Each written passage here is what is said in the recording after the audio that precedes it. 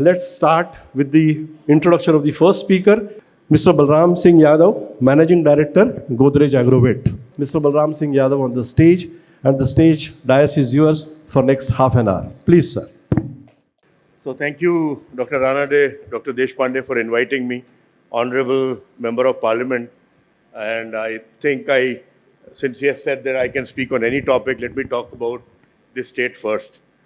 So let me tell you that AP Telangana accounts for almost 30% of our turnover in Godrej Agrovet. And I must say that I have been dealing with Telangana state now for future expansion for last 1 year. And I can tell you, this is the state of future, my friends. I have never seen so much of dynamism where politics and bureaucracy work in unison. And I have seen the speed of the state beats every other state and center also. So I think this is the state to come to. And I must tell you that we have already initiated several investments in this state.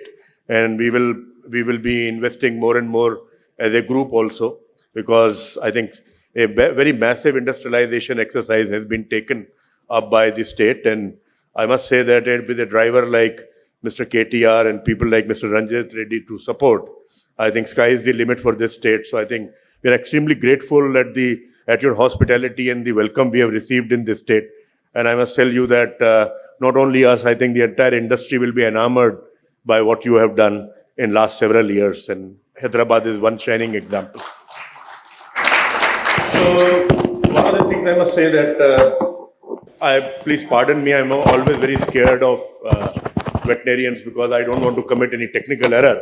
But if I commit, just take it in your stride. So the second thing is that in our industry, the data is all over the place.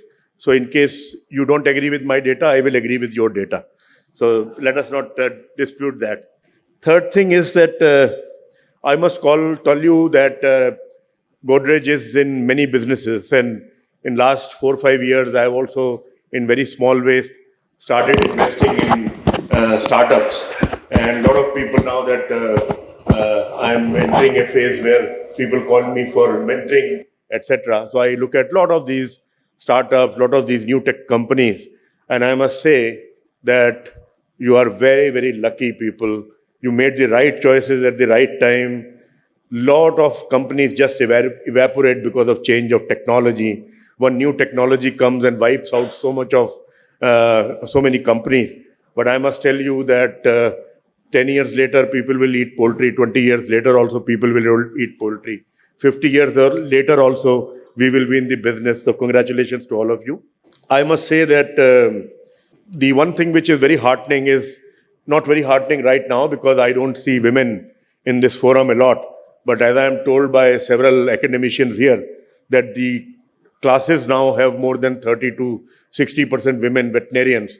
I am extremely happy that this industry has gone for such scale of inclusion because 50% of talent resides in womankind and we should make efforts to include them and give them opportunities, and great job done by the academic institutes.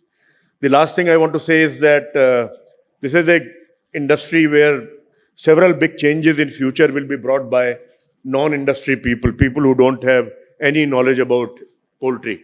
Look at Licious, look at a lot of these platforms which have come up. They are not into poultry, but they have made significant contribution. Starting with this, I think we have a stellar track record.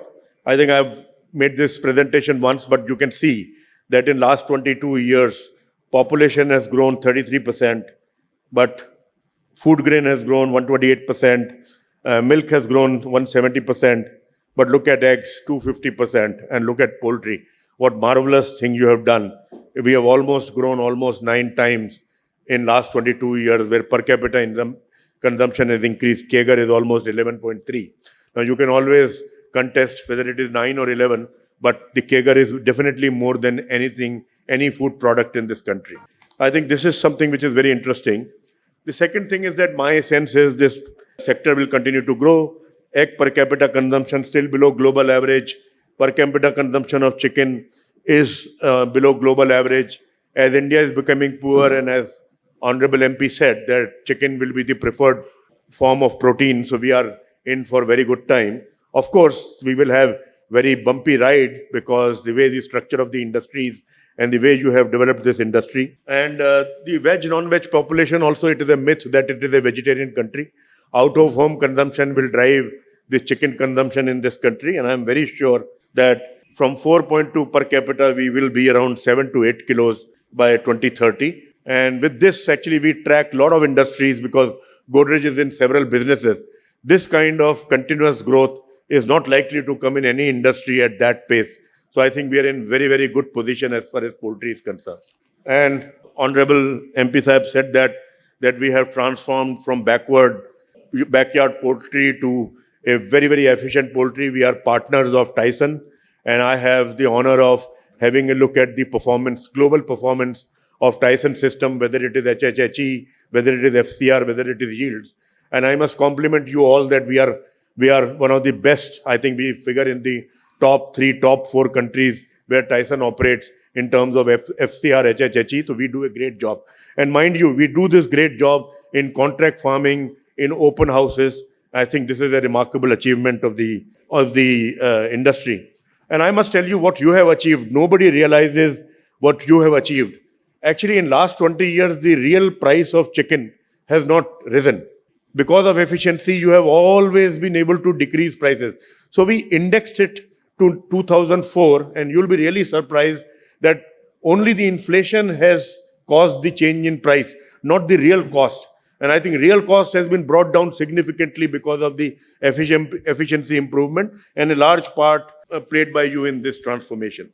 This is the nature of the industry, fast and feast, and that is one thing which is holding us back, because we have certain months where we lose money, certain months we pray for a break even, and certain months we make money. The unfortunate part is the months where we make money are reducing, and I think it is a big challenge. And the reason is because you're all focused on production and not on consumption. I think some way and some time we'll have to probably start thinking about people who are going to eat chicken rather than only people who are going to produce chicken. I must also say that last few years, I think have been great support from the central and the state government because of efforts of Dr. Balyan, Dr. Ranjit Reddy, and like-minded people like this. I think this government has started listening to us. We have been dealing with the government for the last 25 years, right from GP imports to vaccines, to allow small things were so difficult to get done.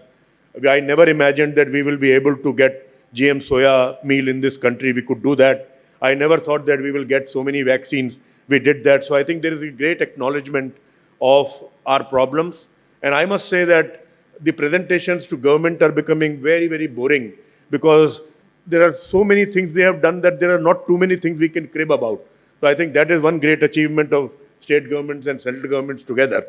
And I must say that the state governments are very, very, I think you have great experience with Mr. Ranjit Reddy, but in other states also, the states put a lot of pressure on center for us to be heard. And I think you were a shining example when we imported soya meal.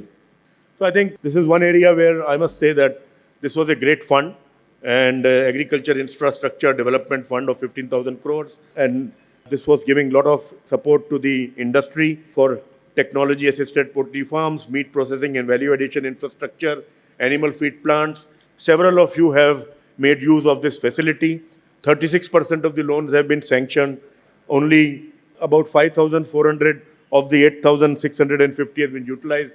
Bahadur Bhai was there a few days ago in Delhi. He has made the point, and I would reiterate that we can extend this, because a lot of our people would like to make use of this, because I think as this, and I must also tell you that we have also made use of this fund. I think it is very, very easy to get access to this.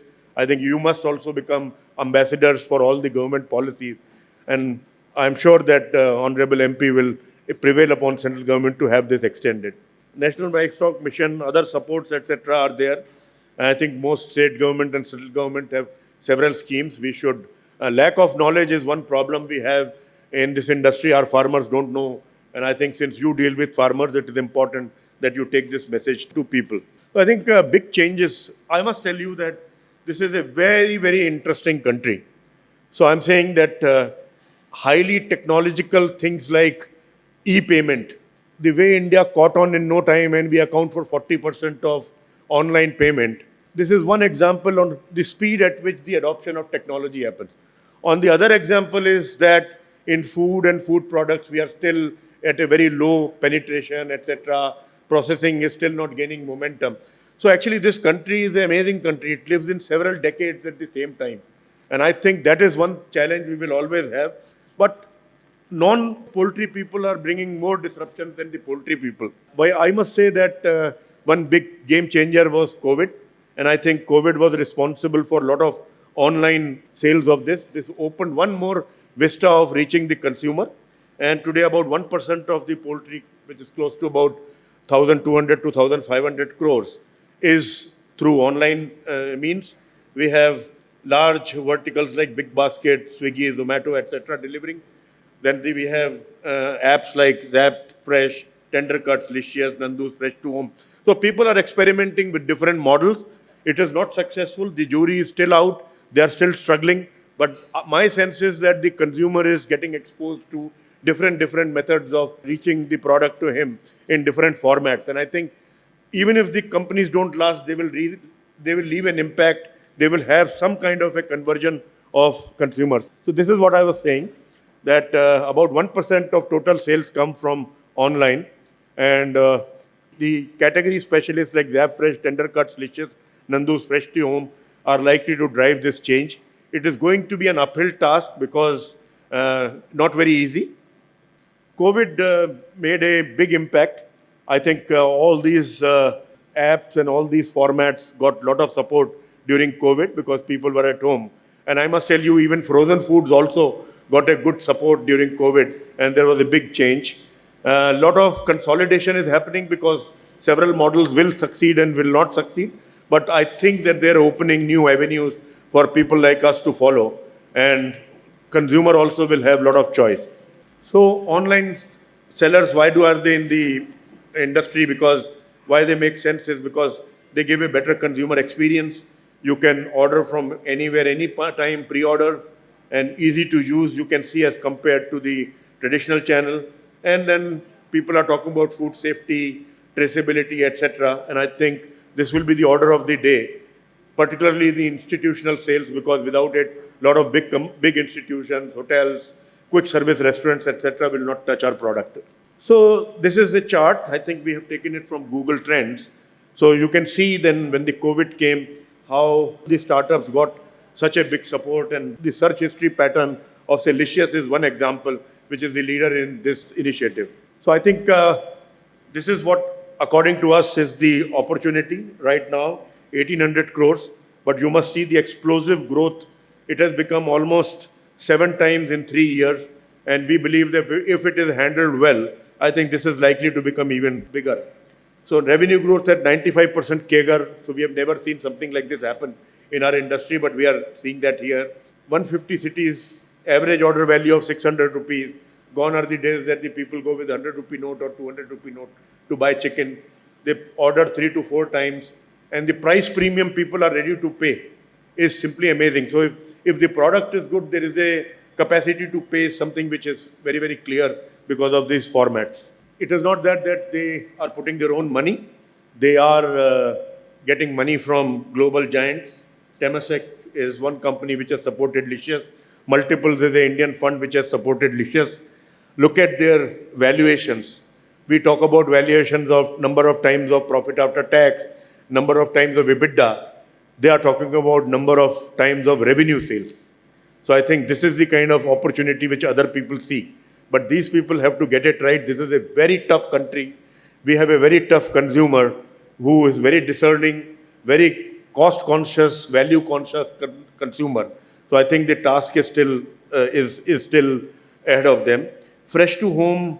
Look at the fundraising. Can you imagine a meat delivery startup raising 4,000 crores from the market? I think this is a great achievement. Another one is Fresh to Home. I think they have also raised about 2,000 crores. And recently they raised about 1,100 crores from Amazon Sambhav. Amazon is a global company. You can imagine that these people have put faith in Fresh to Home. So this is what the Amazon is thinking, that chicken will now be delivered home. So these people have made such a big investment in fresh to home. Right now, I need to tell you that what is the current status, because I think we catch trends in different industries, and this is one trend I wanted to bring to your notice. They are not very profitable. They make huge losses.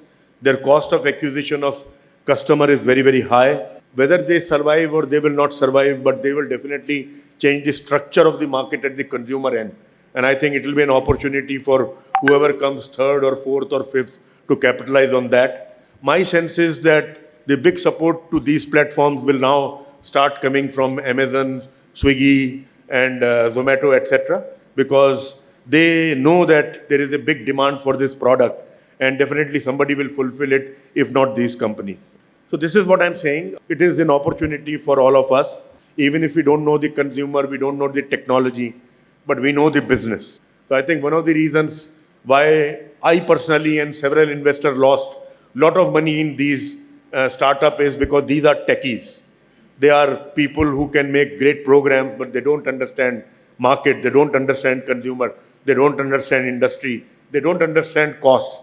Can you imagine Licious also tried to do integration and they fell flat on their face?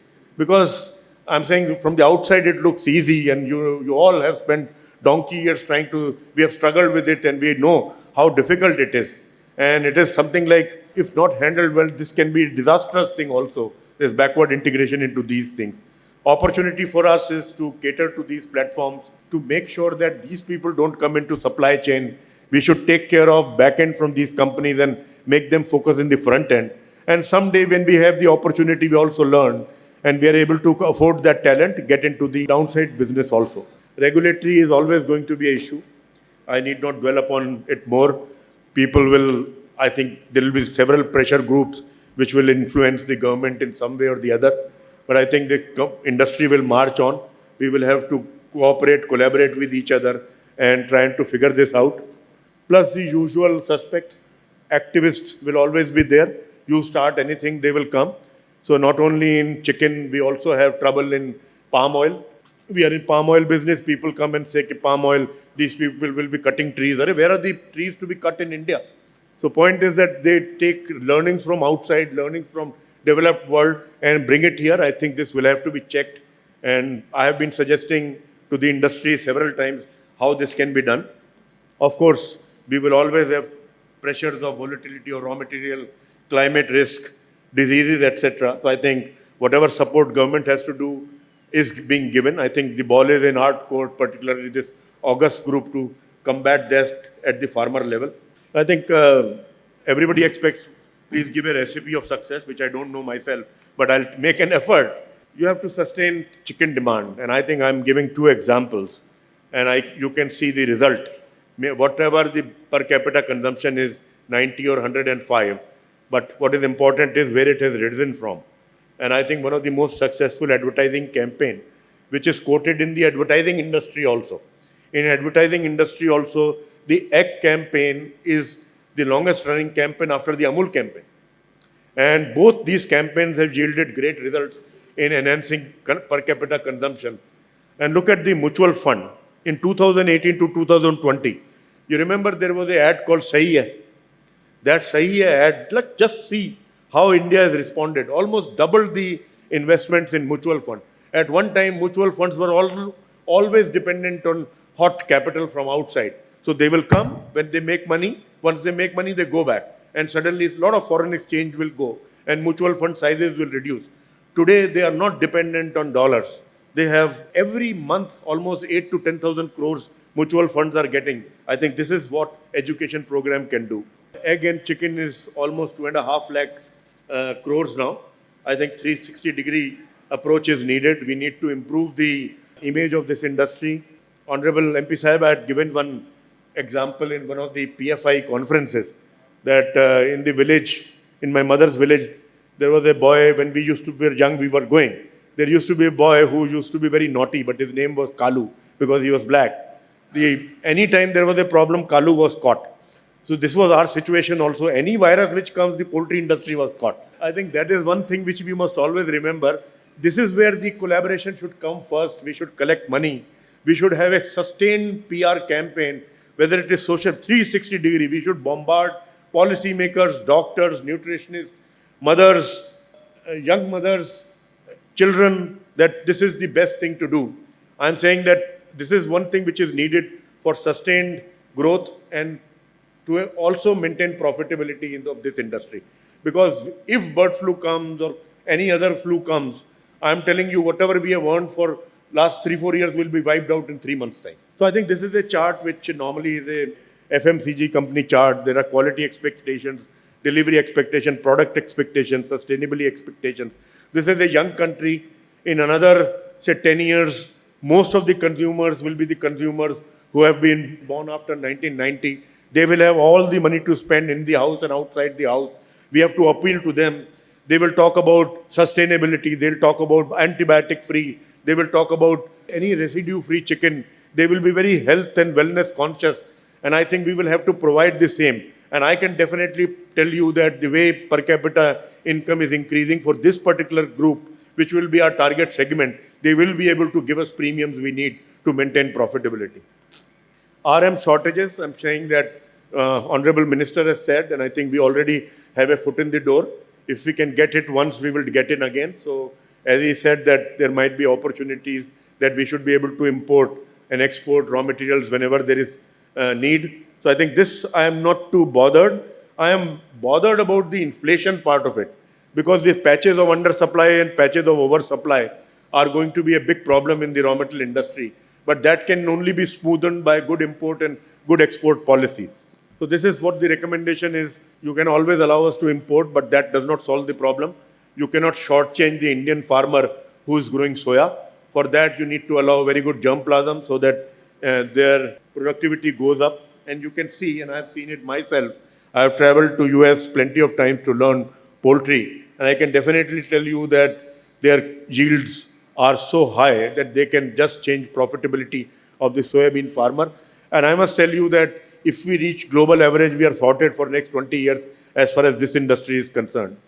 So I've been through many seminars of Government of India and nutrition and several other places. People have talked about alternate meals, insect meals, then removing the impurities of certain other meals like cotton seed cake, cotton seed extraction, rapeseed extraction, etc. But it is still not caught on the way it should catch on. We are still dependent big time in soya. But I think that, I don't know what is happening now, but my sense is that this is one area which requires attention in case we need to keep the feed costs down. So I think exports, everybody knows that we don't match that quality. So we studied this space for quite some time, and we say that it is possible. Last time in one of my presentations, I said that we have great opportunity very close to India in GCC countries for poultry exports, but we need support like MPDA.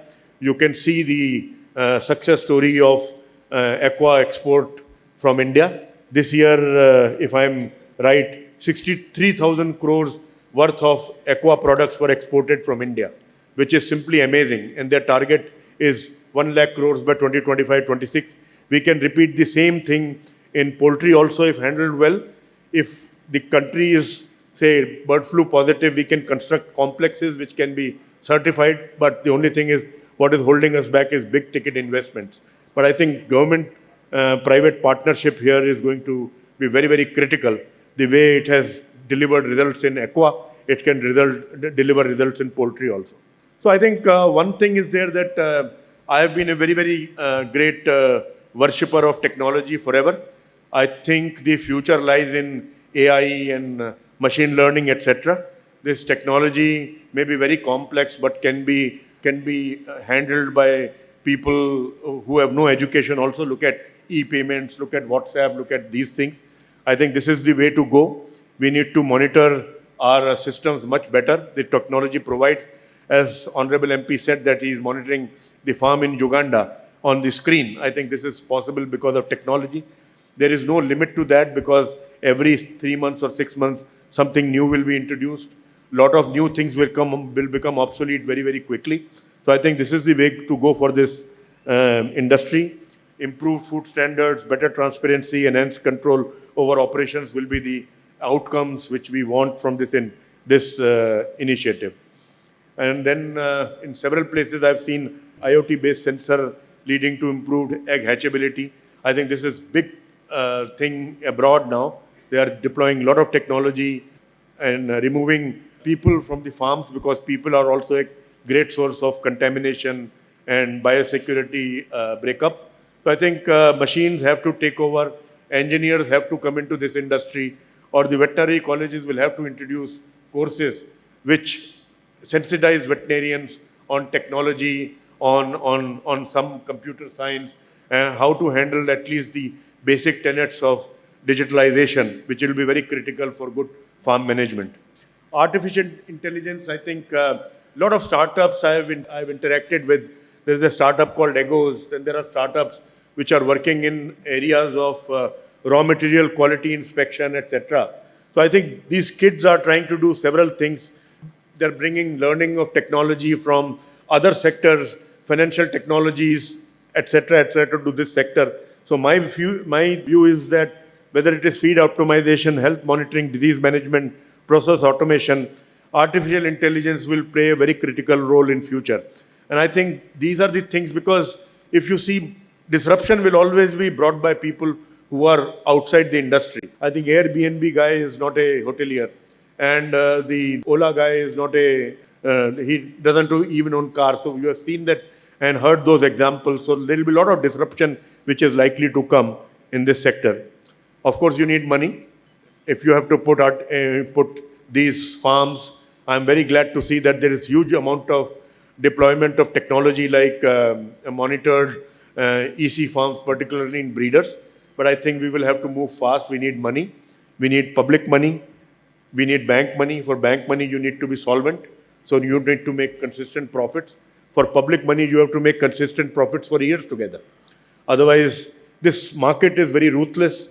They will just, they'll take the fruit and take the juice out of it and spit the seed. So this is how this public markets work. The company they don't like, it is re-rated and it can never come back. So for that, we have to maintain profitability and we have to be ahead of the game. But this is the only way you can fund this growth in a very short time, getting access to public money. So this is my favorite topic now. Now that I have spent, this is my 34th year in Godrej and this industry, I must say that I think our biggest challenge will be talent. The talent of past will not be the talent of future. I think you can see that I'm saying there's so much of technology being used in all aspects of poultry farming and animal agriculture right now. And we will have these sophisticated EC farms, predictive, preventive disease management. Dr. Ranade was telling me that we can test the DNA and predict what kind of diseases will come. I think the focus will be on prevention rather than cure. And I think when this is one of the, since I've come here, I must do something controversial also. Because one of the great things you have done is in the growth of the industry, but the veterinary graduates I've seen is less interested in prevention, and they're waiting for bird to die so that they open the bird and then they make recommendations. I think the goal should be not letting the bird die. So that should be the goal, because once the bird dies, the damage is already done. उसके बाद कुछ भी लिख के दो तो problem तो हो ही गई ना. So this is, I think, is the way forward, and I think technology helps in that. And we have a breeder farm where we do embryo transfer technology. 1,100 great animals we have in Nasik. Any of you going there, we want to show them. We do embryo transfer. We have animals which give 14,000 liters of milk per lactation. We have the technology which judges when they are ready to receive the embryo. And globally, embryo transfer success rate is 30 to 35%, 36%. But we are so glad that because of this deployment of technology from Israel, we are getting 45 to 48% success rate in embryo technology, which is extremely good. So I think that there are equipments, there are technologies which can easily tell that in next for 24 to 48 hours, the animal is going to come into heat. Thank you very much for patiently listening to me. I am grateful that I have been called here.